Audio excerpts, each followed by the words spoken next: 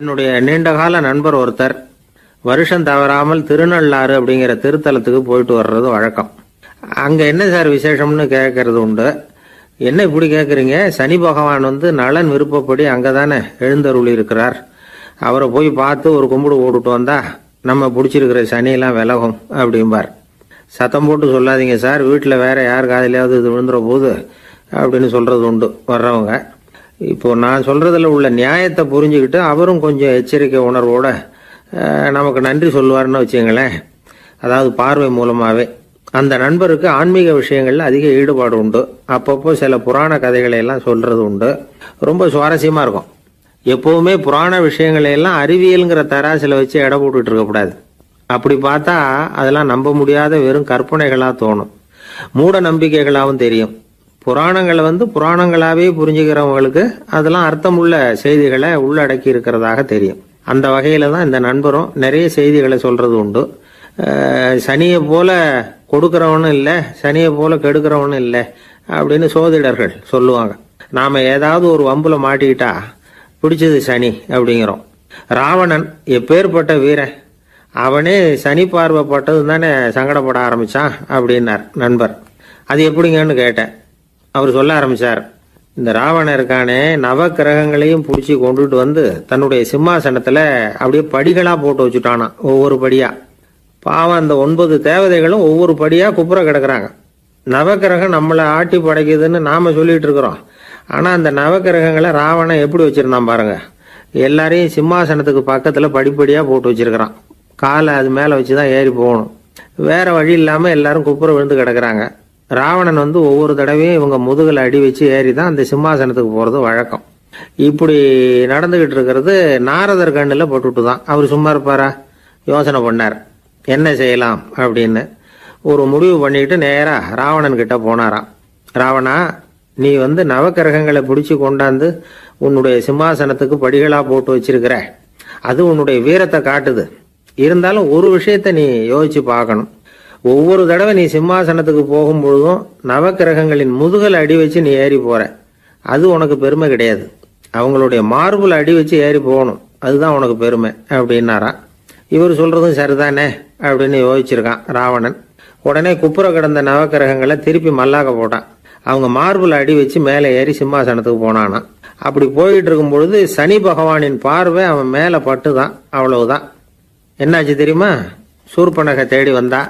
சீதையோட அழகை பத்தி தன்னுடைய அண்ணங்கிட்ட சொல்ல ஆரம்பிச்சுட்டா. விவகாரம் ஆரம்பமாயிட்டது. அதுதான் சனியினுடைய வேலை அப்படின்னு சொல்லி இந்த கதையை சொல்லி முடிச்சார் என்னுடைய நண்பர். ஆக சனியின் பார்வை நம்ம பேல படாம பாத்துக்கிறது தான் நல்லதுங்கிறீங்க அப்படின்னு. ஆமா சார், இப்ப கூட நான் உங்க வீட்டுக்கு வந்திருக்கிறதே ஒருத்தருடைய பார்வை என் மேல படக்கூடாதுங்கிறதுக்காகத்தான் அப்படின்னார். யாருங்க அதுன்னு என்னுடைய மாமனார் சார். அவசரத்துக்கு அவர்கிட்ட கொஞ்சம் கடன் வாங்கிவிட்டேன். நம்ம மாப்பிள்ளை தானேன்னு சொல்லி அவரு விட்டு கொடுக்கறதுக்கு தயாரா இல்லை. இன்னைக்கு இப்ப அவரு எங்க வீட்டுக்கு வரக்கூடிய நேரம், அதுதான் அவர் பார்வையிலிருந்து படாம தப்பிக்கலாங்கிறதுக்காக இங்க வந்துட்டேன் அப்படின்னார். பார்வை படணும்னு இருந்தா பட்டுத்தான் தீரும் போல இருக்கு அப்படின்னா. என்ன சார் சொல்றீங்கன்னார் ஒன்னும் புரியாம. நீங்க இங்கதான் வருவீங்கன்னு அவருக்கு ஏற்கனவே தெரியும் போல இருக்கு. அதனால உங்களுக்கு முன்னாடியே உங்க மாமனார் இங்க வந்துட்டார். அதுவும் அந்த பீரோவுக்கு பக்கத்துலதான் பின்னாடி மறைஞ்சு நின்றுட்டு இருக்கிறார் அப்படின்னு. ஒருத்தர் மனசுல நிம்மதி இல்லாம உட்கார்ந்துருந்தார். என்ன சார் விஷயம் அப்படின்னு விசாரிச்சேன். அகலக்கால் வச்சுட்டேன், அதுதான் அவதிப்படுறேன்னார். விவரமா சொல்லுங்கன்னு. வீடு கட்டணும்னு ஆரம்பிச்சேன், வேலை பாதியிலேயே நிக்குது, கையில பணம் இல்லை அப்படின்னார். இது மாதிரி ஆசாமிகள் பல பேரை நீங்க பார்த்துருக்கலாம். இவங்கெல்லாம் சுலபமா மன அழுத்தத்துக்கு ஆளாயிடுறாங்க. மன உளைச்சல், அதாவது ஸ்ட்ரெஸ் அப்படின்னு சொல்றோமே, அதுக்கு அடிப்படையான சில காரணங்கள் உண்டு. அதாவது மிகையாக திட்டமிடுதல் அப்படிங்கிறதும் ஒரு முக்கியமான காரணம். நடைமுறை சாத்தியம் என்னங்கிறத மனசுல வச்சுக்கிட்டு எந்த திட்டத்தையும் தீட்டணும், அப்பதான் அது சரியா வரும். 2வது காரணம் என்ன தெரியுமா? ஒரே நேரத்தில் பல்வேறு செயல்களில் ஈடுபடுறது. தொலைபேசியில் பேசிக்கிட்டே கையில் இருக்கிற கடிதத்தை படிச்சுக்கிட்டே எதிரில் உட்காந்துக்கிட்டு இருக்கிறவருக்கும் அப்பப்போ பதில் சொல்லிக்கிட்டு மனசில் பல்வேறு சிந்தனைகளை அப்படியே ஓட விட்டுக்கிட்டு இருக்கிறது. இதுவும் மன அழுத்தத்தை உண்டாக்குது. 3வது காரணம், எதிலேயும் வெற்றி மட்டும் எதிர்பார்க்கிற ஒருதலைப்பட்சமான ஆர்வம். நாம் தொட்டதெல்லாம் வெற்றியாகவே முடியணும் அப்படின்னு எதிர்பார்க்குறவங்க ஏதாவது ஒன்றில் தோல்வியை கண்டா தோண்டு போயிடுறாங்க. எப்படியும் முடியலாம்ங்கிற எண்ணம் ஏற்கனவே நமக்குள்ளே இருந்துட்டுதுன்னா அந்த அவஸ்தை வராது. அதனால் அதுவும் நம்ம வளர்த்து கொள்ள வேண்டிய ஒரு குணம். மன உளைச்சல் ஏற்படுறதுக்கு இன்னொரு காரணம் எதையும் வேகமாக செஞ்சுடணும் அப்படிங்கிற துடிப்பு. அந்த துடிப்பே மனசை அழுத்த ஆரம்பிச்சிடும். எந்த ஒரு காரியத்திலையும் தாமதமோ இடையூறோ ஏற்பட்டால் அதை பொறுத்துக்கிற மனப்போக்கம் வேணும். அது இல்லாதவங்க அழுத்தத்துக்கு ஆளாயிடுறாங்க. சில பேர் வேலைன்னு எந்த நேரம் பார்த்தாலும் வேலையே கதின்னு கிடப்பாங்க. பொழுதுபோக்குக்கோ உடற்பயிற்சிக்கோ குடும்பத்தில் உள்ளவங்க அல்லது நண்பர்கள் கூட கலந்துரையாடவோ கொஞ்சம் கூட நேரம் ஒதுக்க மாட்டாங்க. இந்த சுபாவம் மன அழுத்தத்தை உண்டு பண்ணும். இதையெல்லாம் புரிஞ்சுக்கிட்டு அதிலிருந்து விடுபடுறது எப்படின்னு யோசிக்கணும். வல்லுநர்கள் இது தொடர்பாக சில யோசனைகளை சொல்லி வச்சிருக்கிறாங்க. அது என்னன்னா, வாழ்க்கைங்கிறது பிரச்சனைகளால் பின்னப்பட்ட ஒன்று. அது எப்போவுமே முடிவடையாத ஒரு தொடர்கதை அப்படிங்கிறத முதல்ல நாம் புரிஞ்சுக்கணும். ஒரே நேரத்தில் ஒரு காரியத்தில் மட்டுமே நாம் கவனம் செலுத்தணும். அடுத்தவங்க காரியத்தில் தலையிடக்கூடாது. எதையும் பேச ஆரம்பிக்கிறதுக்கு முன்னாடி நம்மை நாமே கேட்டுக்க வேண்டிய கேள்வி 2. 1, நான் சொல்ல போகிறது ரொம்ப முக்கியமானதா? 2வது, நான் சொல்கிறத அவங்க கேட்குறதுக்கு ஆசைப்படுறாங்களா? நான் பேசுகிறதுக்கு அது சரியான நேரம் தானா? இதை யோசித்து பார்த்ததுக்கப்புறம் எதையும் பேச ஆரம்பிக்கணும். முடிஞ்ச அளவுக்கு வளைந்து போகிற சுபாவத்தை வளர்த்துக்கணும். நம்ம நேரம் விலை மதிப்பு இல்லாதது. அதை வீணாக்கக்கூடாது. சிரிக்க தெரியலனாலும் பரவாயில்ல, முகத்தில் கொஞ்சம் புன்முறுவலாவது காட்டணும். இதெல்லாம் ரொம்ப முக்கியம். அடுத்தவங்க ஏதாவது செஞ்சால் உடனே நன்றி சொல்ல மறக்கக்கூடாது. தினமும் கொஞ்சம் நேரத்தை தனிமையில் செலவு பண்ணணும். மன உளைச்சலிருந்து விடுபடுறதுக்கு 3 முக்கிய வழிகள் சொல்கிறாங்க. அதை சுருக்கமாக ரெட் அப்படின்னு சொல்கிறாங்க. RED ஆங்கில எழுத்தில். அந்த முதல் எழுத்து R, அது என்னென்னா ரிலாக்ஸேஷன், அதாவது இடை ஓய்வு. 2வது E எக்ஸர்சைஸ், உடற்பயிற்சி. 3வது டயட், திட்டமிட்ட உணவு முறை. அதனால் தியானம், மூச்சு பயிற்சி இதெல்லாம் இந்த இடை ஓய்வுக்கு வழிகள். எந்த வேலையையும் தொடர்ந்து செய்யக்கூடாது. எல்லார்கிட்டையும் கலகலப்பாக பழகணும். மாதத்துக்கு ஒரு நாளாவது குடும்பத்தோடு வெளியில் போயிட்டு வரணும். சுலபமான உடற்பயிற்சிகளை செய்யலாம். உடற்பயிற்சிங்கிறது நமக்காக நாம் செய்கிற ஒரு நீண்டகால முதலீடு அப்படின்னு சொல்லுவாங்க. அதாவது லாங் டேர்ம் இன்வெஸ்ட்மெண்ட்டாக. அளவோடு சாப்பிட்ணும், மெதுவாக சாப்பிட்ணும். இதெல்லாம் கொஞ்சம் மனசில் வச்சுக்கிட்டு நடந்துக்கிட்டால் மகிழ்ச்சியாக வாழலாம். சில பேர் சாப்பாட்டு விஷயத்தில் ரொம்ப அக்கறை எடுத்துக்கிறது உண்டு. ஒரு குண்டு ஆசாமி சாப்பிட உக்காந்தார். முதல்ல ஒரு மாத்திரை சாப்பிட்டார். எதுக்குன்னு கேட்டோம். பசி எடுக்கிறதுக்குன்னார். சாப்பிட்டு முடித்தார். பிறகு மறுபடியும் ஒரு மாத்திரை சாப்பிட்டார். இது எதுக்குன்னு கேட்டோம். சாப்பிட்டது ஜீரணமாகறதுக்கு அப்படின்னார். என் நண்பர் ஒருத்தர் ஆழ்ந்த சிந்தனையில் இருந்தார். என்ன யோசனை பண்ணுறீங்கன்னு கேட்டேன். தலைவர் ஆகணும்னு பார்க்குறேன், அதுதான் என்ன வழின்னு யோசிச்சுக்கிட்டு இருக்கேன்னார். நான் கூட அது மாதிரி யோசித்து பார்த்தேன். அதுக்கப்புறம் அந்த யோசனையை கை விட்டுட்டேன் அப்படின்னோம். ஏன்னு கேட்டார். அதுக்கான தகுதிகள் நமக்கு இல்லைங்கிறது புரியுது. அது நமக்கு புரியறத விட நம்ம விட மற்றவங்களுக்கு நல்லா புரிஞ்சு போச்சு. அதனால் பேசாமல் கம்முன்னு இருந்துடுறது தான் நல்லது அப்படின்னோம். தலைவர் ஆகிறதுக்கு தகுதிகள் வேறு உண்டோ அப்படின்னு கேட்டார். அவர் யதார்த்தமாக தான் கேட்குறார். நாங்கள் உடனே எங்ககிட்ட இருந்த ஒரு புத்தகத்தை எடுத்து அவர்கிட்ட கொடுத்தோம். படித்து பாருங்கன்னு. தலைவர் ஆகிறதுக்கு என்ன வழி அப்படிங்கிறத பற்றி அதில் போட்டிருக்கிறாங்க. முதல் வழி என்ன தெரியுமா? ஒரு 4 பேர் முன்னாடி இல்லைன்னா ஒரு கூட்டத்துக்கு முன்னாடி நீங்கள் பேச போகிறீங்க. அப்போ எப்படி ஆரம்பிக்கணும்னா, உண்மையான புகழ்ச்சி, நேர்மையான பாராட்டு இதோடு ஆரம்பிக்கணும். எடுத்ததுமே அது சரியில்லை இது சரியில்லைன்னு பேசிகிட்டு இருக்கக்கூடாது. மக்களை பார்த்து நீங்கள் தான் தப்பு பண்ணிவிட்டீங்க அப்படின்னு நேரடியாக சொல்லக்கூடாது.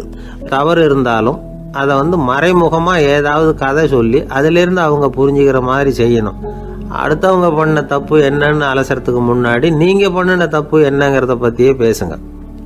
எதுக்கும் நேரடியாக உத்தரவு போட்டுக்கிட்டு இருக்கக்கூடாது. இதை நீங்கள் செய்யணும் அப்படின்னு சொல்கிறதுக்கு பதிலாக நீங்கள் இப்படி செஞ்சால் எப்படி இருக்கும் அப்படின்னு கேள்வி மாதிரி கேட்கணுமா. இப்படி கேட்டால் அது உத்தரவு மாதிரி தெரியாதான். அடுத்தவங்க மரியாதையை காப்பாற்றுறது மாதிரி பேசணுமா. உங்கள் பேச்சு இன்னொருத்தரை அவமானப்படுத்துறது மாதிரி இருக்கக்கூடாதான். ஏன்டா இவங்கிட்ட போய் மாட்டிக்கிட்டோம்னு யாரும் நினச்சிடக்கூடாது. ஒவ்வொரு சின்ன வளர்ச்சியையும் பாராட்டணும். வெற்றி சாதாரணமாக இருந்தாலும் பாராட்டாமல் இருந்துடக்கூடாது. பாராட்டும் பொழுது தாராளமாக இருக்கணும். குறை சொல்லும் பொழுது கவனமாக இருக்கணும். வாய்க்கு வந்தபடி பேசிவிட்டா அதுக்கப்புறம் வகையாக மாட்டிக்கிட்டு முழிக்க வேண்டியிருக்கும். நீங்கள் பேசுறது இன்னொருத்தருக்கு ஒரு கௌரவத்தையும் மரியாதையும் உண்டு பண்ணுறது மாதிரி இருக்கணும். நீங்கள் பேசுறது அடுத்தவங்களுக்கு இருக்கிற கொஞ்ச நெஞ்ச மரியாதையும் எடுத்து விடுறது மாதிரி இருக்கக்கூடாது. உங்கள் பேச்சை கேட்டால் கேட்குறவங்களுக்கு ஒரு ஊக்கம் வரணும், உற்சாகம் வரணும். தவறு எதுவாக இருந்தாலும் அதை சுலபமாக திருத்திக்கலாம், சரி பண்ணிக்கலாங்கிறது மாதிரி இருக்கணும் உங்கள் பேச்சு. அடுத்தவங்களை சந்தோஷப்படுத்துங்க. உங்கள் யோசனையை கேட்டு நடந்துக்கிறதுனால அந்த சந்தோஷம் அவங்களுக்கு கிடைக்கணும். இந்த தகுதியெல்லாம் உங்ககிட்ட இருந்தால் நீங்கள் ஒரு சிறந்த தலைவராகலாம் அப்படின்னு அந்த புஸ்தகத்தில் போட்டிருக்கு. இந்த காலத்தில் தலைவர் ஆகிறதுக்கு வேறு சில தகுதிகள்லாம் கூட தேவைப்படுது. ஒரு புள்ள தன்னுடைய அப்பா கிட்ட, அப்பா உன்ன மாதிரியே நானும் அரசியலில் சேரணும், தலைவர் ஆகணும்னு ஆசைப்படுறேன், இன்னையிலேருந்து எனக்கு அரசியல் பாடம் கற்றுக் கொடு அப்படின்னு கேட்டிருக்கான். அவரும் சரின்னு சொல்லிவிட்டு ஒரு பெரிய ஏணியை எடுத்துகிட்டு வந்தாரான். ஒரு செவுத்தில் சாத்தினார். இந்த ஏணியில் ஏறி உயர போய் அங்கே பரன் மேலே இருக்கிற ஒரு புத்தகத்தை எடுத்துகிட்டு வாடான் இருக்கார்.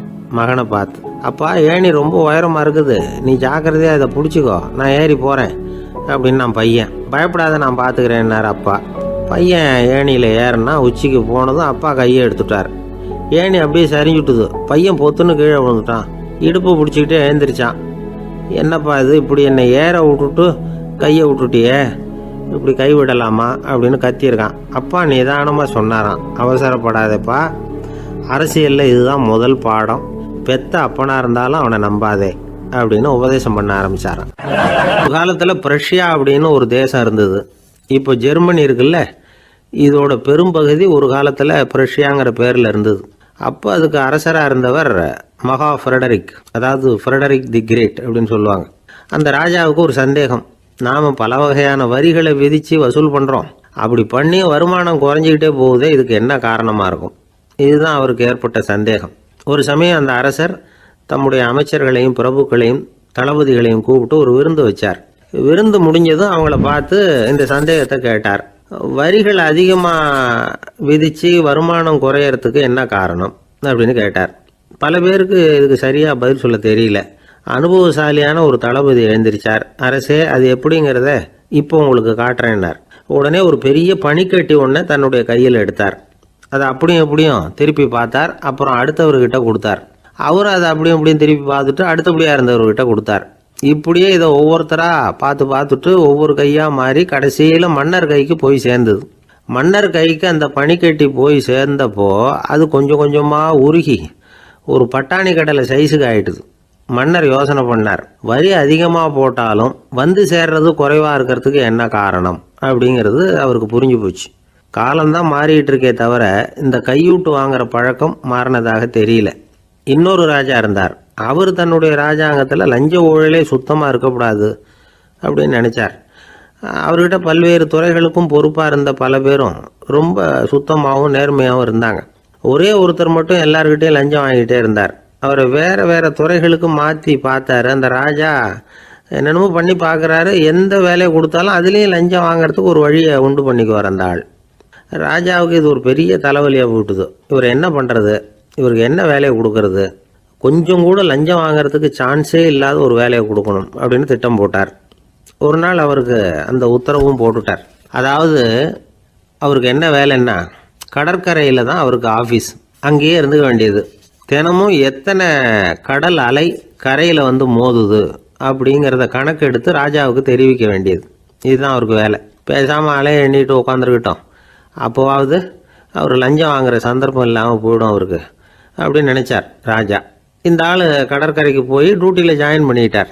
ஒரே மாதத்தில் அங்கே சொந்தமாக ஒரு பிரம்மாண்டமான மாளிகை கட்டி விட்டார். ராஜாவுக்கு இது பெரிய ஆச்சரியமாக போச்சு. அலையை என்ற வேலையில் அந்த ஆள் எப்படி பணம் சம்பாதிச்சார் அப்படின்னு விசாரித்து பார்த்தார் அக்கம் பக்கத்தில்.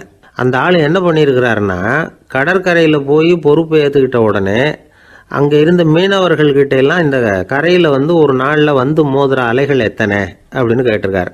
அது எப்படிங்க தெரியும்னு இருக்காங்க அவங்க. தினமும் அந்த எண்ணிக்கை தெரியணும். நம்ம ராஜாவுக்கு தினமும் அறிக்கை அனுப்பணும், டெய்லி ரிப்போர்ட்டு. தவறுனா நீங்கள் இந்த கடலில் போய் மீன் பிடிக்கிறதுக்கு ராஜாவோட அனுமதி கிடைக்காது அப்படின்ட்டுருக்காரு. உடனே மீனவர்களும் பயந்து போட்டாங்க. கடலுக்கு போகிறதுக்கு அனுமதி இல்லைன்னா பட்டினி கிடக்கிறது மாதிரி ஆகிடுமே. மெதுவாக அந்த ஆளுகிட்ட போனாங்க. காதோட காதாக சொன்னாங்க, ஐயா, எங்களால் கடல் அலையை எண்ண முடியாது. தினமும் எங்களால் முடிஞ்சதை உங்களுக்கு பணமாக கொடுத்துட்றோம். நீங்கள் தான் ராஜா கிட்ட சிபாரிசு பண்ணி நாங்கள் தொடர்ந்து மீன் பிடிக்கிறதுக்கு அனுமதி வாங்கி கொடுக்கணும் அப்படின்னு வேண்டிக்கிட்டாங்க. பணம் தினமும் சேர ஆரம்பிச்சுட்டுது. பதவியில் மற்ற பதவியோட இந்த பதவி எவ்வளவோ மேல் அப்படின்னு நினச்சிட்டான் அந்த ஆள். அது மட்டும் இல்லை, தயவு பண்ணி என்னை இந்த இடத்த விட்டு மாற்றி விடாதீங்க சார் அப்படின்னு வேற கேட்க ஆரம்பிச்சிட்டானா. 21ஆம் வருஷம் செப்டம்பர் மாதம் 22ஆம் தேதி மதுரை மேலமாசி வீதியில் உள்ள ஒரு வீடு.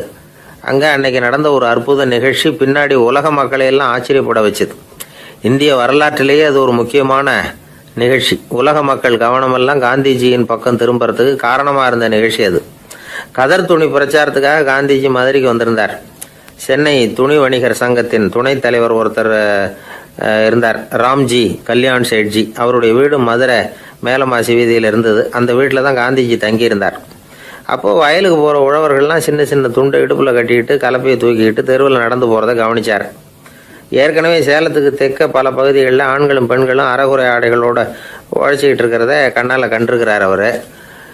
இந்தியரின் சராசரி உடை இவ்வளவு தான் அப்படிங்கிறத புரிஞ்சுக்கிட்டார். மனசை என்னவோ பண்ணியிருக்குது. ராத்திரி பூரா அதை பற்றியே யோசனை. 22/9/21 வியாழக்கிழமை காலையில் காந்திஜி எழுந்திருக்கிறார். அவர் கூட தங்கியிருந்தவங்களையெல்லாம் பார்த்து சொன்னார், இன்னையிலிருந்து அறையில் முழு அகலத்துண்டு தான் கட்டுவேன். குளிர் அதிகமாக உள்ள காலங்களில் மட்டும் போர்வை ஒன்றா உபயோகப்படுத்துவேன். மற்றபடி மேலங்கியோ குல்லாவோ எதுவும் போட்டுக்க மாட்டேன். தற்காலிகமாக இந்த ஏற்பாட்டை 1 மாதத்துக்கு ஏற்றுக்குவேன். அதுக்கு பிறகு உசிதம் போல் எண்ணி பார்த்து முடிவு பண்ணுவேன் அப்படின்னார். அவருடைய குரல் உறுதியாக இருந்துதான். உடனே செயலில் இறங்கினார். தம்முடைய 10 முழ வேட்டி, மேலங்கி, உள் சட்டை, குல்லா எல்லாத்தையும் களைஞ்சார். வேட்டியிலிருந்து ஒரு 4 முழ துணியை எடுத்துக்கிட்டார். இதுக்கு உதவி செஞ்சவர் அன்னைக்கு விருதுநகரில் பிரபல தொண்டராக இருந்த பழனிக்குமார பிள்ளை. வெட்டி எடுத்த துண்டை நீள வாக்கில் ரெட்டையாக மடித்தார். அதை இடுப்பில் துண்டு மாதிரி கட்டிக்கிட்டார். தலையில் சின்ன உச்சி குடுமி, அறையில் சின்ன துண்டு. அண்ணல் காந்தி ஆண்டி கோலத்தில் காட்சி அளிக்கிறார். கூட இருந்தவங்களை பார்த்து காரைக்குடிக்கு புறப்படலாமே அப்படின்னார். அவர் நண்பர்களும் சீடர்களும் திகைச்சு போய் நிற்கிறாங்க. இந்த விரதம் நிரந்தரமாக ஆகிடுமோங்கிற பயம் அவங்களுக்கு. எப்படியோ இந்த விவரம் ராஜாஜிக்கும் அன்னைக்கு பிரபலமாக விளங்கின தேசபக்தர் டாக்டர் TSS ராஜனுக்கு எட்டுச்சு. உடனே 2 பேரும் ஓடி வந்தாங்க. வேண்டாமே இந்த கோலம் அப்படின்னாங்க. காந்திஜி தன்னுடைய முடிவில் உறுதியாக இருந்தார். ராஜாஜி என்னென்னமோ வாதமெல்லாம் பண்ணி பார்த்தார். உங்களுடைய வாதத்துக்கு என்னால் பதில் சொல்ல முடியல, இருந்தாலும் நான் செய்கிறது தான் சரிங்கிறதுல எனக்கு சந்தேகம் இல்லை. இன்னைக்கு அதிகாலை 3 மணி இருக்கும். நான் ஓரளவு விழிச்சுக்கிட்டேன். அதாவது உறக்கமும் விழிப்புமாக இருந்த நிலையில் எனக்கு இந்த எண்ணம் உண்டாச்சு. இது என்னுடைய அந்தராத்மாவின் ஆணை, அதை என்னால் மீற முடியாது அப்படின்னு சொல்லிவிட்டாராம் காந்திஜி. கதர் பிரச்சாரத்துக்காக காரைக்குடிக்கு கிளம்பினார். வாசலில் 4 மோட்டார் வண்டிகள் காத்துக்கிட்டு இருந்தது. வீதியில் 2 பக்கமும் ஜனங்கள். காந்திஜி இடுப்பு துணியோடு மோட்டார் வண்டியில் ஏறினார். நண்பர்களும் சீடர்களும் மக்களும் உடல் சிலிர்க்க அந்த காட்சியை பார்க்குறாங்க. மோட்டார் வண்டி நகர ஆரம்பிக்குது. எப்பேற்பட்ட காட்சி அது! சுக்கநாத பெருமானியே கூலி ஆளாக்கிய அப்படி ஆக்கி மண் சுமக்க வச்ச மதுரை இல்லையா? அந்த மதுரை தான் காந்திஜி துறவி கோலம் கொள்றதுக்கும் காரணமாக இருந்திருக்குது. இது இன்னைக்கு எத்தனை பேருக்கு தெரியும்? ஒரு தடவை காந்திஜி நேருவும் சுற்றுப்பயணம் செஞ்சாங்களாம். ஒரு இடத்துல நடந்து போயிட்டு இருக்கிறாங்க. குறுக்க ஒரு வாய்க்கால். நேரு என்ன பண்ணார் தெரியுமா? தன்னுடைய இளமை துடிப்பை காட்டுறதுக்காக கொஞ்சம் தூரம் பின்னாடி போய் அங்கேருந்து வேகமாக ஓடி அந்த வாய்க்காலை தாண்டினாராம். காந்திஜி அப்படி பண்ணலை. பக்கத்தில் இருந்த பாலம் வழியாக அந்த வாய்க்காலை கடந்து வந்தார். நேரு காந்திஜியை பார்த்து சிரிச்சுக்கிட்டே, என்ன மாதிரி நீங்களும் தாண்டி இருக்கலாமே அப்படின்னாராம். அதுக்கு காந்திஜி சிரிச்சுக்கிட்டே சொன்னாராம், 2 அடி முன்னேறதுக்காக 5 அடி பின்னாடி போறதா அப்படின்னாராம். கிபி 1078ஆம் வருஷம் மார்ச் மாதம் 19ஆம் தேதி திங்கட்கிழமை அதிகாலை நேரம் ஒரு குழந்தை பிறந்தது. எங்க தெரியுமா? காஸ்பியன் கடலுக்கு தெற்கே பாரசீக மொழி வழங்கிய தபரிஸ்தான் மாநிலத்துல ஜீலான்கிற புனித நகர், அதோட புறநகர் பகுதியில் உள்ள நீப்புங்கிற ஊர்ல தான் அந்த குழந்தை பிறந்தது. அந்த இடம் இப்போ ரஷ்யாவில் இருக்கு. அந்த குழந்தை யாருன்னு நினைக்கிறீங்க? அதுதான் முஹித்தீன் பெருமான். ஆன்மீக சாதனைகள் புரிந்த மகான் முஹித்தீன் ஆண்டகை தன்னுடைய 18வது வயசுல உயர்கல்விக்காக ஜீலான் நகரத்தை விட்டு பகுதாத் நகரத்துக்கு புறப்பட்டு போறார். இளம் பிராயம் தானே, அதனால துணைக்கு ஒரு வர்த்தக கூட்டத்தோட சேர்ந்து போயிட்டு இருக்கிறார். ரொம்ப தூரம் போகணும். ஒவ்வொரு இடமா தங்கி தங்கி போயிட்டு இருக்கிறாங்க. ஒரு இடத்துல ஒரு கொள்ளை கூட்டம் பயங்கரமான ஆயுதங்களோட அவங்கள வழிமறிச்சுட்டுது. அந்த வர்த்தக கூட்டம் வச்சிருந்த பொருள்களை எல்லாம் அவங்க பறிச்சு விடுறாங்க. இவங்களும் பயந்துகிட்டு இருந்தது எல்லாத்தையும் அவங்க கிட்ட கொடுத்துடுறாங்க. முஹைத்தீன் ஆண்டகை மட்டும் இதையெல்லாம் பார்த்துக்கிட்டு தனியா ஒதுங்கி நிக்கிறார். ஒரு 18 வயசு பையன் மட்டும் இப்படி தனியா அநாத சிறுவன் மாதிரி நின்றுட்டு இருக்கிறத அந்த கொள்ளை கூட்டத்தில் இருந்த ஒருத்தன் பாக்குறான். கிட்ட நெருங்கி வர்றான். அலட்சியமாவும் கிண்டலாவும் உங்ககிட்ட ஏதாவது இருக்குதா அப்படின்னு கேக்குறான். இவங்கிட்ட என்ன இருக்க போகுது அப்படிங்கிற நம்பிக்கையில அவன் அப்படி கேக்குறான். உடனே இவரு ஓ இருக்குதே, என்கிட்ட 40 தீனார் இருக்கு அப்படிங்கிறார். இப்படி சொல்லியும் அந்த கொள்ளைக்காரனுக்கு நம்பிக்கை வரல. என்னடா விளையாடாத, பொய் சொல்லாத, உண்மையை சொல்லு அப்படிங்கிறான் அவன். உண்மையை தான் சொல்றேன், என்கிட்ட 40 தீனார் இருக்கு அப்படிங்கிறார் இவர். எங்க வச்சிருக்கிற அப்படின்னு கேக்குறான். சட்டையின் விழாப்புறத்துல உள்ள பகுதியில அதை வச்சு தச்சிருக்கிறாங்க அப்படின்னு உண்மையை சொல்றார். உடனே கொள்ளை கூட்ட தலைவன் அதை கத்தியால கீறிப்பார் அப்படின்னு உத்தரவு போடுறான். அந்த சட்டையை கிழிக்கிறாங்க. உள்ள இருந்து 40 பொற்காசுகளும் பொல பொலன்னு கீழே கொட்டுச்சு. அதை பார்த்த உடனே அந்த கொள்ளை கூட்ட தலைவன் மலைச்சு போய் நின்னுட்டான். காசை பார்த்துட்டு அவன் மலைச்சு போல, பொய் பேசாத அந்த பையனோட நேர்மையை பார்த்துட்டு அவன் அப்படி நின்னான். மெதுவா அந்த பையன் கிட்ட வந்தான். ஏன்பா நீ என்ன பணக்கார குடும்பமா அப்படின்னு கேட்டான். அப்படிலாம் இல்ல, எனக்கு அப்பா இல்ல, அம்மா மட்டும்தான் உண்டு. எங்க அப்பா எனக்குன்னு விட்டு போன சொத்தே இந்த 40 தீனார் தான் அப்படின்னாரு இவர். அப்படி இருந்துமா உண்மை பேசணும்னு ஆசைப்பட்டேன். என்கிட்ட ஒண்ணும் இல்லைன்னு ஒரு வார்த்தை சொன்ன உன்னை விட்டுருப்போமே அப்படின்னா அவன். அப்படி இல்லைங்க, நான் இறைவன் திருநாமத்தை அறியக்கூடிய கல்வி ஞானத்துக்காக இப்ப போயிட்டு இருக்கிறேன். இறைவன் திருநாமத்தை உச்சரிக்க வேண்டிய நாவால பொய் பேசக்கூடாதுன்னு எங்க அம்மா சொல்லியிருக்கிறாங்க. அதனால நான் எப்பவுமே பொய் சொல்ல மாட்டேன் அப்படின்னு என்னுடைய தாய்க்கு வாக்கு கொடுத்திருக்கிறேன் அப்படின்னார் அவர். முஹைத்தீன் பெருமான் வார்த்தைகளை கேட்ட அந்த கொள்ளையர்கள் மனம் திருந்தி நல்லவங்களா ஆயிடுறாங்க. அந்த கொள்ளையர் தலைவன் பிற்காலத்துல ஒரு பெரிய மகான் ஆயிடுறார். பெரியவர்கள் வாழ்க்கையில நடக்கிற இது மாதிரி சம்பவங்கள் தான் நாம நல்ல விதமா வாழறதுக்கு துணையா இருக்கும். அந்த காலத்துல கொள்ளையர்களே பெரியவங்க செயலை பார்த்து மனம் திருந்தி இருக்கிறாங்க. இந்த காலத்துல யார் இப்படி இருக்கிறா? இந்த காலத்துல மகான் ஒருத்தரை பார்த்தேன், எனக்கு வேண்டியப்பட்ட மகான். ஏங்க நீங்களும் மகான் ஆகிறதுக்கு முன்னாடி கொள்ளை அடிச்சுட்டு இருந்தீங்களா அப்படின்னு கேட்டேன். அவர் மெதுவா கண்ணை திறந்து என்ன நிமிந்து பார்த்தார். அப்படி இல்லப்பா, நான் கொள்ளை அடிக்கிறதுக்காகத்தான் மகானாவே ஆகி இருக்கிறேன் அப்படின்னு சொல்லிவிட்டு மறுபடியும் கண்ணை மூடிட்டார். ஒரு ஊர்ல ஒரு ராஜா இருந்தார். அந்த ராஜாவுக்கு ஒரு புள்ள. அந்த புள்ளைக்கு விவரமே தெரியாது. அவன் ஒரு முட்டாளுங்கிறது எல்லாருக்கும் தெரியும். ஆனாலும் அவன் தான் அடுத்தபடியா ஆட்சிக்கு வர வேண்டியவன். ஆட்சி பொறுப்பை ஏற்க வேண்டிய ஒருத்தன் இப்படி இருந்தா என்ன பண்றது அப்படிங்கிறது எல்லாருக்கும் உள்ள கவலை. மன்னர் அமைச்சர்களை கூட்டினார், ஆலோசனை கேட்டார் என்ன பண்ணலாம்னு. இவனை இன்னொரு நாட்டு பல்கலைக்கழகத்துக்கு அனுப்பி பார்க்கலாம், அங்க போய் படிச்சுட்டு வரட்டும், நிறைய படிச்சுட்டு நல்ல ஞானத்தோட திரும்பி வரட்டும், அதுக்கப்புறம் பார்த்துக்கலாம் அப்படிங்கிறது அவங்க சொன்ன ஆலோசனை. மன்னருக்கும் அது சரின்னு தோணுச்சு. மகனை வெளி தேசத்துக்கு அனுப்பி வச்சார். இவனும் போனான், ஒரு பல்கலைக்கழகத்தில் சேர்ந்தான், நிறைய படித்தான். அதுக்கப்புறம் தந்தைக்கு ஒரு கடிதம் எழுதினான். தந்தையே, நான் நிறைய படிச்சுட்டேன், இனிமே நாடு திரும்பலாம்னு நினைக்கிறேன் அப்படின்னு எழுதினான். மன்னருக்கு ரொம்ப மகிழ்ச்சி, அதாவது புள்ள படிச்சுட்டான் அப்படிங்கிற ஆனந்தம். உடனே பையன் திரும்பி வர்றதுக்கு ஏற்பாடு பண்ணார். இளவரசன் நாடு திரும்பினான். அதை கொண்டாடுறதுக்காக அரண்மனையில் ஒரு பெரிய விருந்துக்கு ஏற்பாடு பண்ணியிருந்தாங்க.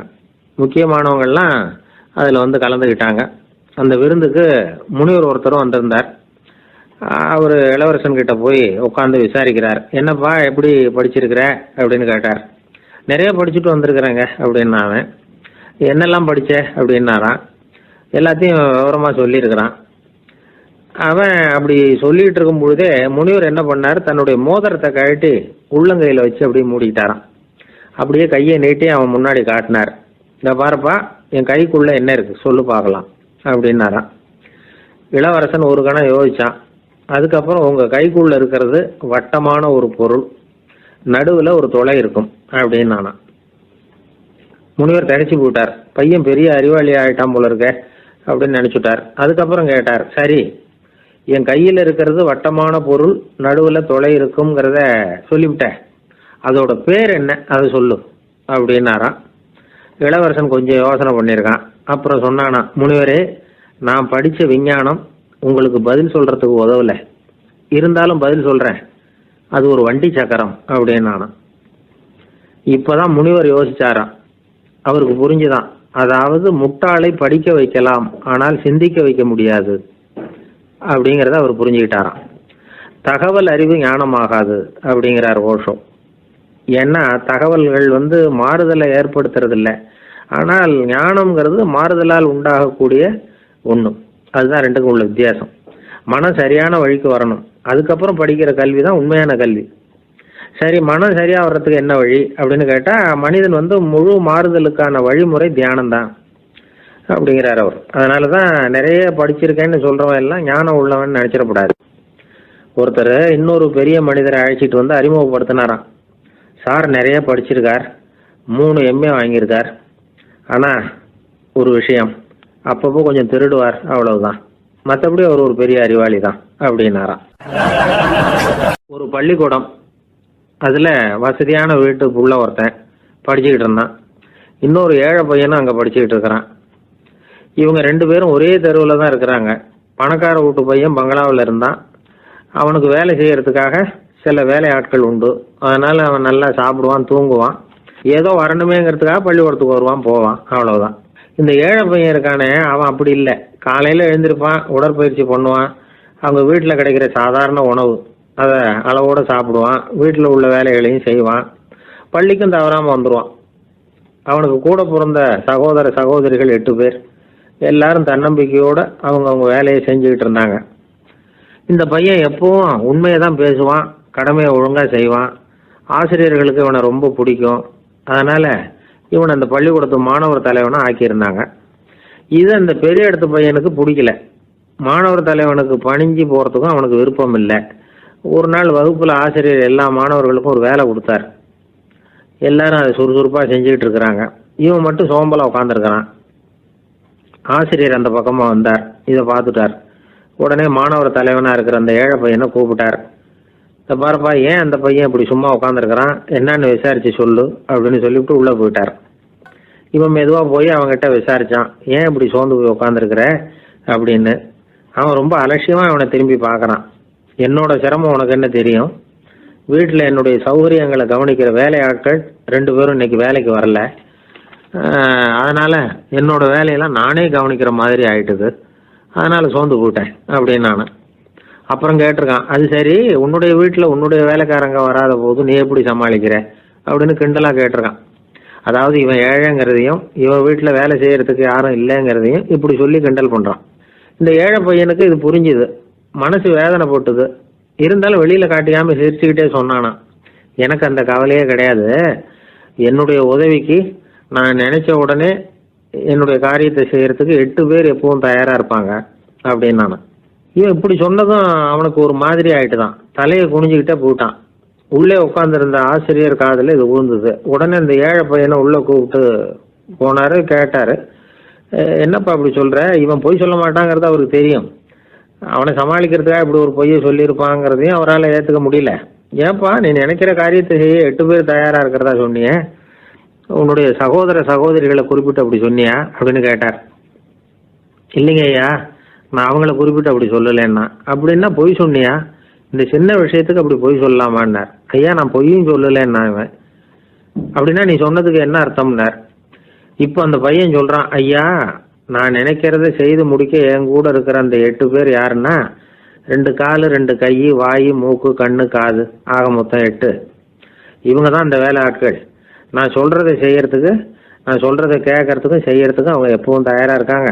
அந்த அளவுக்கு என்னுடைய பயிற்சிகள் பழக்க வழக்கங்கள் மூலமா அவங்கள நல்ல நிலைமையில வச்சிருக்கிறேன் அப்படின்னா.